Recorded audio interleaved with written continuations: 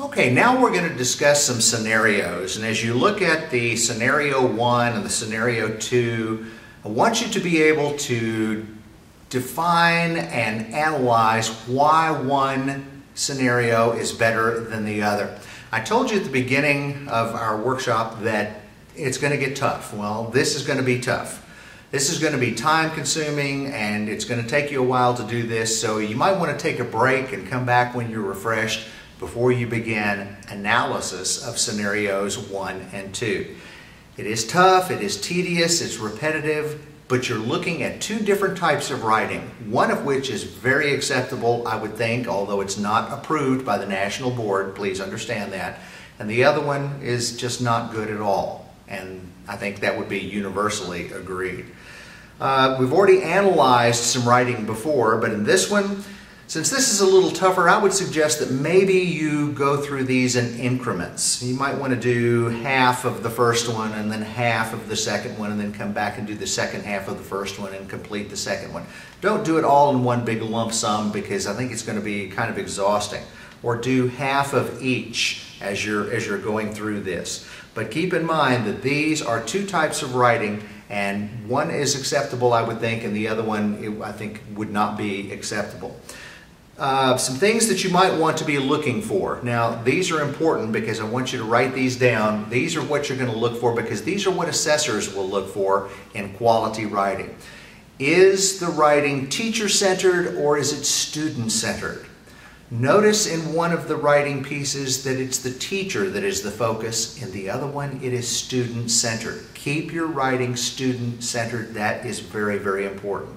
Secondly, does it speak in generalities or is the material that is discussed specific? Look in one for generalities and broad statements, and in the other one, specifics. For example, identifying, calling by name various things. That's very, very important. Don't write in broad, sweeping statements. It's hard to furnish evidence for that. Be specific. And then say, I know this because, or I recognize this here. Be specific. Thirdly, I want you to consider, is the assessment process explained or is the assessment process just said? Do they just talk about assessing or do they explain how they assessed? Again, not generalities, but specifics are important in the writing process. Also, I want you to look for knowledge of students. Which scenario shows a knowledge of students more effectively? And why is it more effective? Look at what makes it good regarding the teacher's knowledge of students. And then, is there a recognition of the student's difficulty or is there a speculation of the student's difficulty? Make sure when you're writing that you remember all of these. Keep it student-centered, not teacher-focused.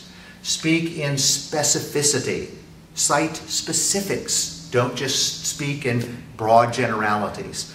When you're talking about assessment, explain the assessment. Why you used it, what you did. Don't just say tested or assessed. Show a knowledge of students through things that only you as the teacher might know in a classroom, not by just cursory knowledge of the person sitting in the seat. And when you see a difficulty or you're citing a difficulty, analyze it. Talk about how you recognize that difficulty and what you're going to do to address it, not just that student had difficulty with or a problem with. Specific is very important in National Board writing. Be specific.